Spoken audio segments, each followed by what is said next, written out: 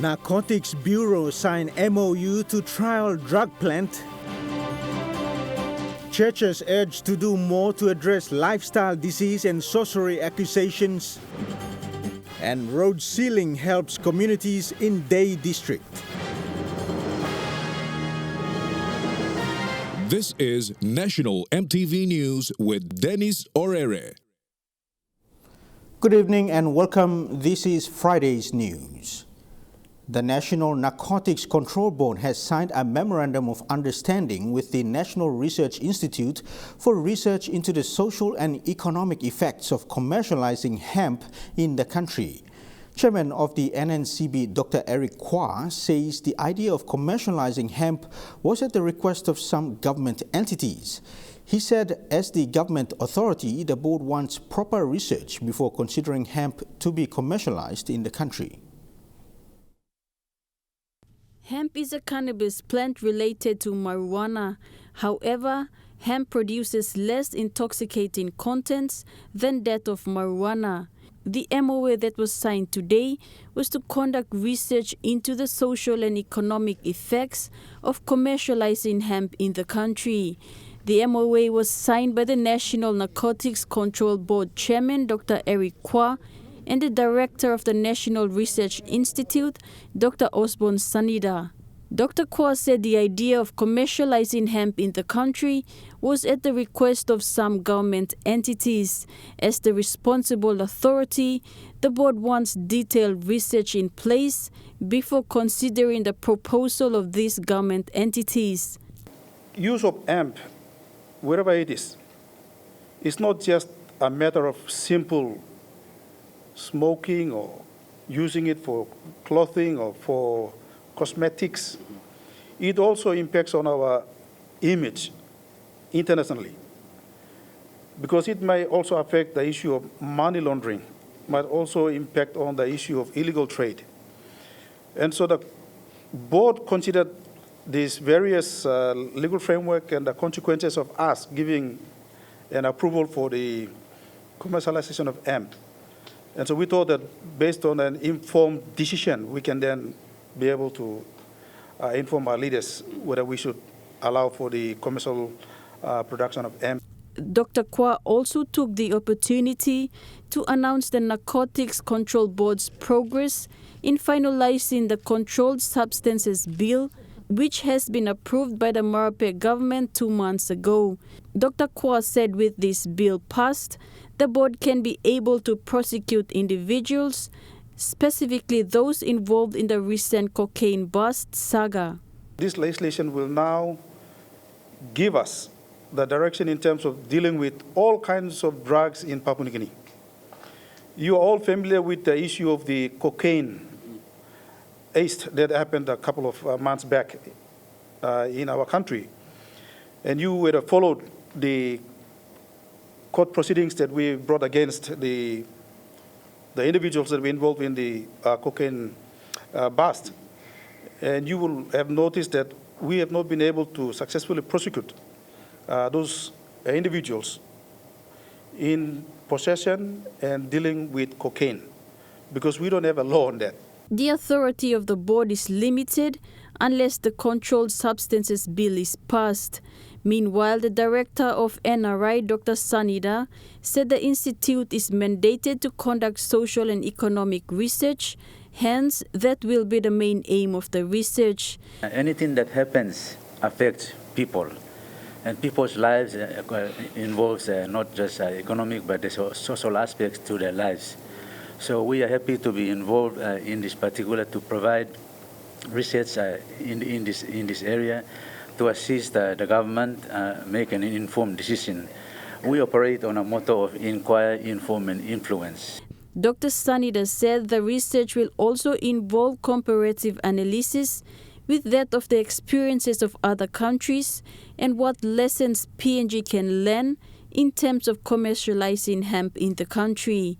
Charlene Airy, National EMTV News. The National Gaming Control Board Chairman Clemens Kanau has clarified that NGCB will not put money in the building of a casino in Port Moresby. He says NGCB as a regulator will make sure that Paga Hill Estate and other interested entities who partner with them to build the casino complies with the law and fulfills the necessary requirements. NGCB and Paga Hill Estate last month inked a deal for a new casino to be built. Chairman Clemens Kanau said NGCB will not fund the project, but as the regulator, the board will make sure due process is followed before the gaming hub is established. Gaming board will not put any money in the building of casino in this country. We are the regulator of gambling in this country.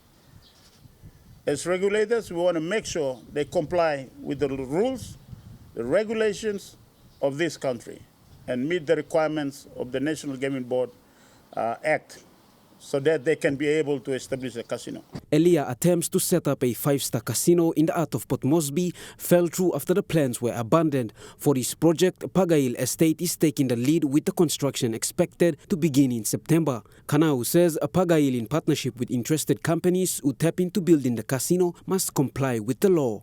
Whoever the Paga Hill Development Company partners with in building this casino, they will have to fulfill all the requirements of the gaming board as a regulator before the actual business starts. And as I speak, all of those activities are now the boxes are now been ticked to arrive at the day when they start building. While the chairman is aware of the challenges associated with illicit activities related to the casino industry and the impacts of gambling, Kanau has appreciated concerns echoed by churches and the civil society organizations. We appreciate commentaries by all stakeholders, all important stakeholders in this country. TIPNG is one of them. All our partners, all our friends who have raised serious concerns with regard to social issues, we appreciate that. And we are open for discussions on all of these concerns raised by our partners in the development of our country. Suli, National EMTV News. MVIL has established regional offices to deal with compulsory third-party claims beginning in the Highlands region. With offices set up in Mount Hagen for the Upper Highlands provinces and Goroka for Eastern Highlands and Simbu, this new approach is aimed at fast-tracking claims and bringing services to people within their regions. With the announcement by the Managing Director today, all claimants from Omase, New Guinea Islands and the autonomous region of Bougainville will be referred back to their respective branches or sub-branches. This is to minimize fraudulent claims and improve the turnaround time so claims can be processed within 6 months. Amputated arms, seriously injured, and they're out in the provinces. Accidents happen out there. But we have the claims in Port Moresby. That is nonsensical. So we said, no, we now have to bring the claims out to the provinces. Over the years, MVIL loses millions of kina due to fraudulent claims. The claims division in Port Moresby is the busiest unit at the MVIL office, with claims coming in from all over the country. With this improved system, insurance offices will be able to pick up falsified claims. We cannot. Our claims people are trained.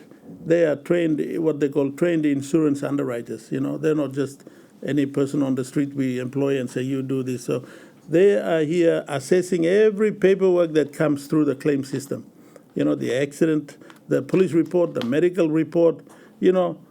From an ordinary layperson, you think, oh, this is a great police report, this is a great medical report. But the insurance underwriters, with their lens, they can pick out things. Going forward, MVIL is planning on establishing an MOU with police and provincial health authorities in order to properly compensate those involved in traffic accidents. We will have claims presence in those offices as well. So there is no need for people to come into Port Moresby. They will just have to link up with our people in the branches, and they are there now, resourced, and they've been educated to take in claims. Thekla Gunga, National EMTV News. You're watching National EMTV News. More stories after the break. Stay tuned.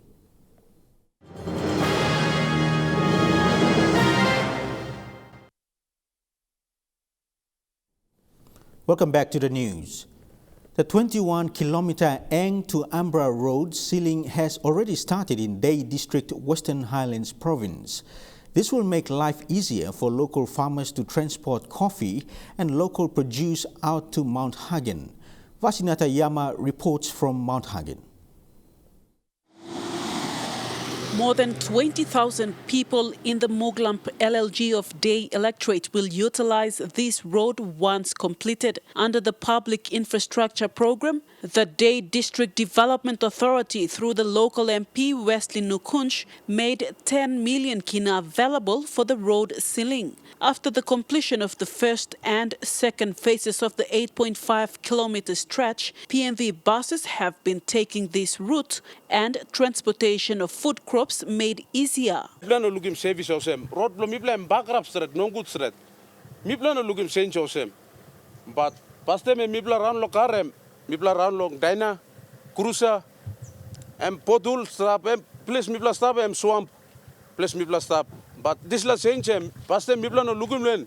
Now mipla lugim. These people have wished for such services their entire life. For too long, they have shouldered coffee bags and food crops and walked long distances to get on PMVs to go to Mount Hagen and sell their produces. Pregnant women, sick patients and school children are the most affected people due to the poor road condition in the past. When EMTV News arrived at the Muglamp area recently, we saw the locals watching with amazement at the road work done by the machines.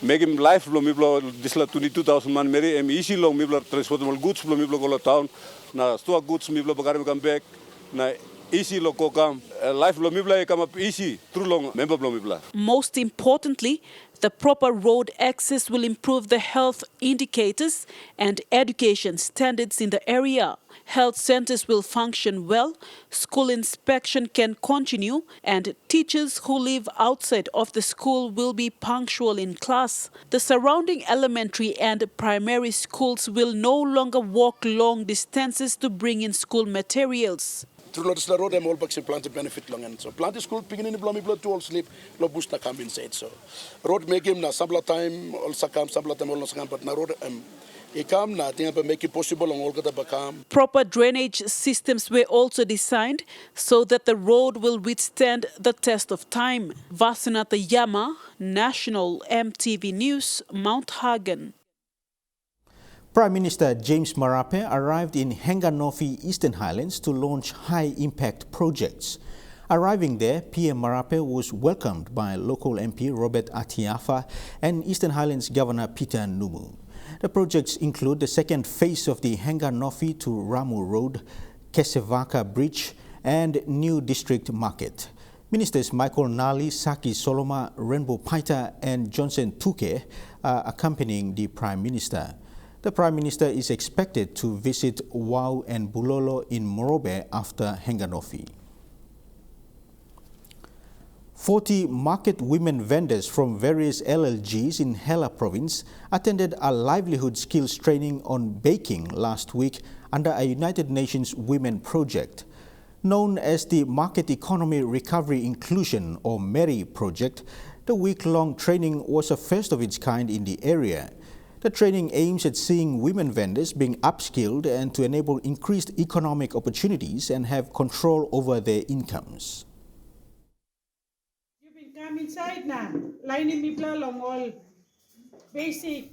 The 40 market women vendors were selected from Tebi, Hulia, Hayapuga and Eben 1 and 2 LLGs in the Hela province to attend the baking training. With the livelihood skills training in baking providing the women the opportunity to learn how to bake cakes, muffins, scones, buns, bread and cookies, the upskilling was to better the basic baking skills the women already had with advanced baking skills training. The training also aimed at building and empowering market women vendors in all aspects of marketing and on how to properly manage the income they receive from sales.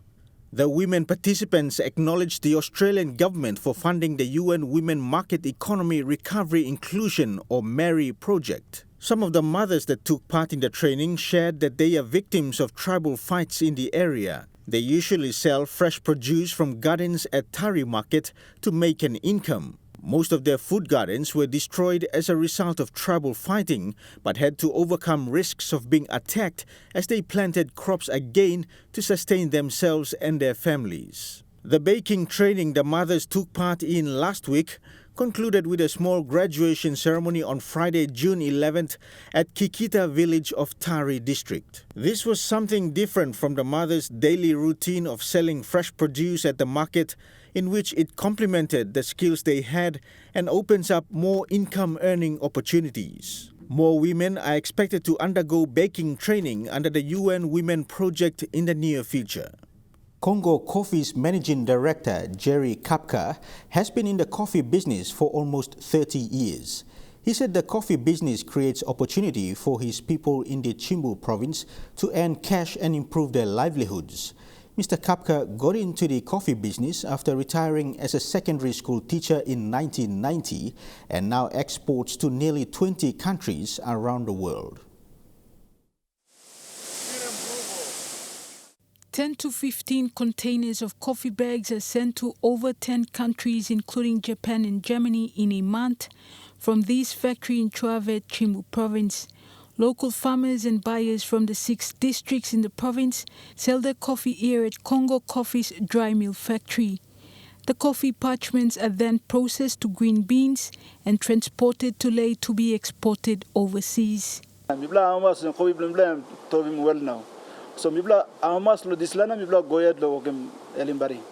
Congo Coffee was established here in Chimbu province in 1990. The managing director, Jerry Kapka, said his business began through a collaborative effort between him and the local coffee farmers. They are our partners. We have worked together, and through their support, we built Congo Coffee. It's not my company, but through their support, through this partnership. There's also a lab where the green beans go through quality check before packed for export. Another area is the food tech, where the premium green beans are roasted and ground using this machine. They are then packed and sealed to sell.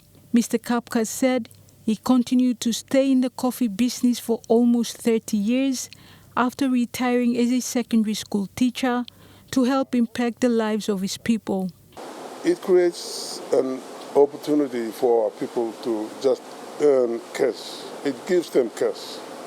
That is why I keep doing what I am doing, because the cash that coffee brings goes direct to the village man, the village woman, and it has an impact instantly.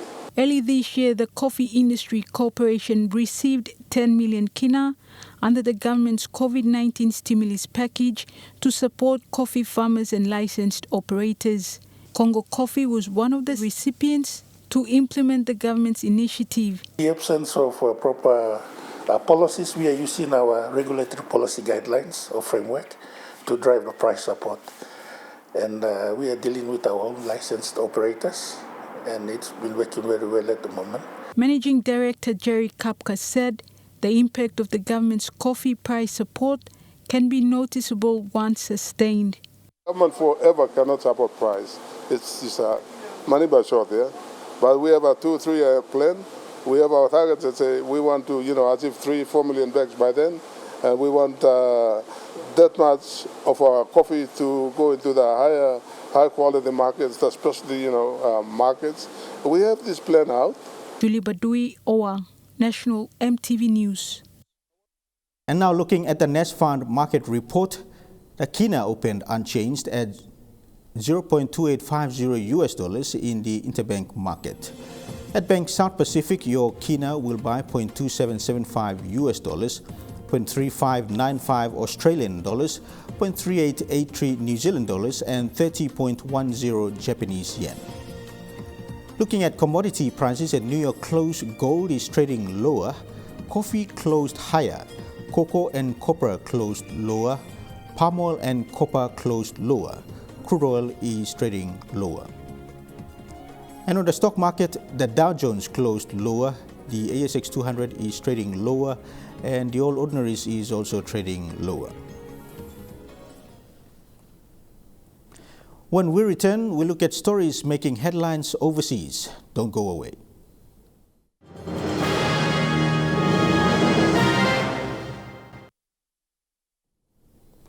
Welcome back. Head Bishop of the Evangelical Lutheran Church, Dr. Jack Urame, says there is a direct correlation between the deaths of younger people from lifestyle diseases and the rise of sorcery accusations. Dr. Urame said communities who are unaware of the link between a poor lifestyle choices and poor health tended to accuse innocent people of sorcery. He said while the churches have done a lot of work to educate communities, a lot more needed to be done. The Lutheran Church's large following in Morobe Province, the Highlands and Madang means that head bishops have a lot of influence.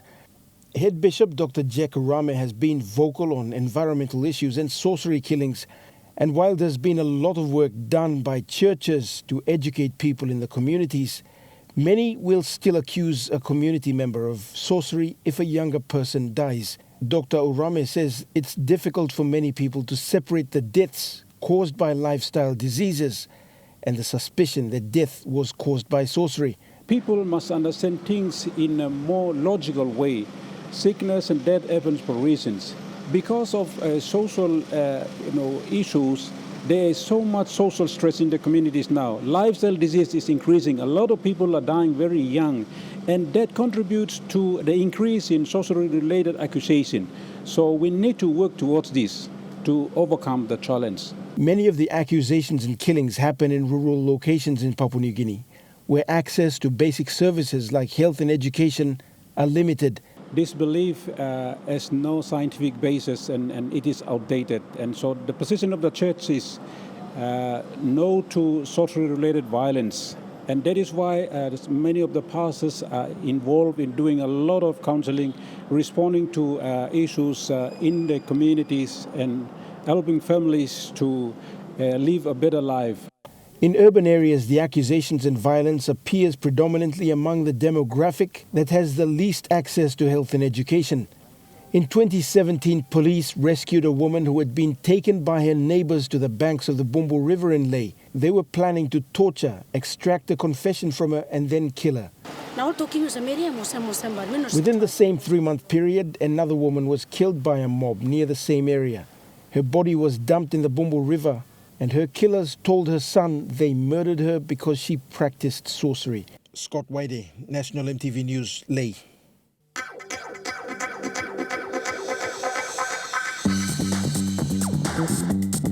Trukai Sports.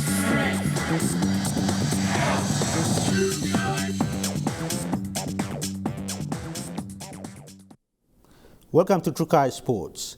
The National South Basketball Tournament returns this year with the announcement of the 2021 competition. The NSBL is one of few grassroots-level tournaments played by youths from all walks of life. Initially attracting teams from rural communities in Southern Highlands and Hela provinces, it has now attracted teams from around the country. The National South Basketball League tournament is set to make its return this year after the 2020 edition was suspended due to the COVID-19 pandemic restrictions. Patron of the tournament, Johnny Yawari, made the announcement during a press conference yesterday, stating that the popular basketball competition will return in 2021 and is scheduled to take place from the 1st to the 4th of July in Goroka. Organizers have been given approval from the National Controller to host the tournament and are currently awaiting the final go-ahead from the Eastern Highlands Province Pandemic Committee. The NSBL tournament's preparations were further boosted with the announcement of a sponsorship deal worth 50,000 kina from Kumu Petroleum Holdings Limited. The last tournament we had was in Leh in 2019. We successfully had the tournament. We got the Epari South, the men. They're the champion of 2019. The woman was Hagen Original. That was the woman champion in Leh. They're still the current champion of National South Basketball League, and they will defend their title in Goroka next month. I want to thank the Papua New Guinea Basketball Federation, the president and your executive, for allowing NSBL to be a member of the PNG Basketball Federation. We have successfully paid our fee, affiliation fee, for 2021 through the process. Federation is the body that guides basketball in Papua New Guinea. So with that, we have to go under the federation. The federation is a bigger arm of basketball in the country. Also present were the Basketball Federation of PNG President Karo Maha and Executive Officer Nick Daroa, with the federation coming on board to provide technical assistance and support for the tournament. We are here to support NSBL in any way that we can, including with technical training. We've got some basketballs here today to help kickstart your activities. And of course, also after your tournament, we would like to still work with NSBL with running some of our programs in the areas where you have a footprint. For example, Moms are Heroes, so we can get our mamas involved, as you have already mentioned, and our Pikinini Hoops programs. So our Pikininis can continue to play this game that we all love. We have given the approval for NSBL to conduct its tournament in Goroka in July, and that's pursuant to an approval that BFPNG has obtained from the National Pandemic Controller, and it is now for the tournament organizers to apply the required nuclear passing protocols when we're up there. Huxley Lovai, Trukai Sports. And that story wraps up Trukai Sports. The weather report after these messages. Stay tuned. Trukai Sports.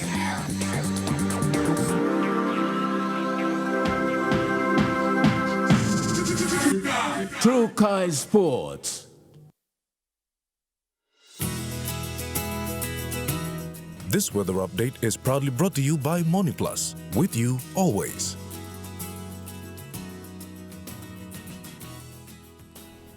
Regional weather forecast for tonight and tomorrow in the southern region. Port Moresby cloudy with patchy drizzles, then fine with possible inland morning fog. Popondetta mostly fine, partly cloudy. In the Momase region, Lae mostly fine tonight with morning inland fog. Vanimo mostly fine.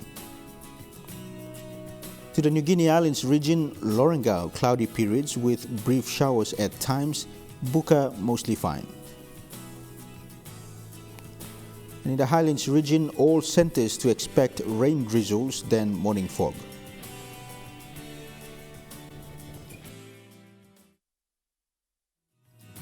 The weather update was proudly brought to you by MoneyPlus, with you always.